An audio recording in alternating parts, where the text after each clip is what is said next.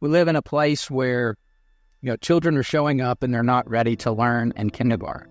And one of the best tools in which to prepare children to be ready to learn would be early education. And I started in an early childhood program when I was 3 years old in Brooklyn, New York.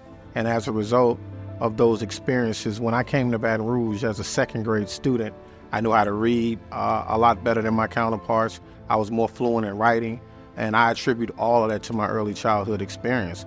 And it's not that other students weren't capable, they just didn't have the same access I had as a young person. So now we have kids that are entering the entire school system at 4 years of age, and that's their first time in any type of high-quality environment. So they are starting far behind.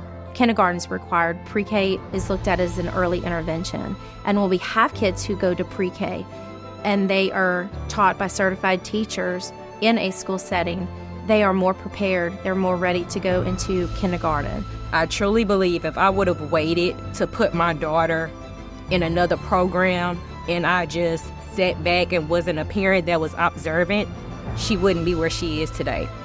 We're thankful for the matching programs that the state allows, but at the same time, we need to have a consistent revenue stream, not only to pull down those matching dollars from the state, but just to grow the number of child care seats we have in our community. If we could get to where 100% of the children, particularly coming from disinvested neighborhoods and communities, are receiving that really high-quality early education experience, then we know that outcomes are going to be much better for those families. At least $200 per week for an infant to go to a child care. So you multiply that time 4 weeks, and based on the parent's income, they may not be able to afford it. There's been lots of studies across the United States. Some of the most notable research organizations in our country have estimated that the return on investment, philanthropic investment for early education is anywhere from $9 to $12 for every $1 that you may spend.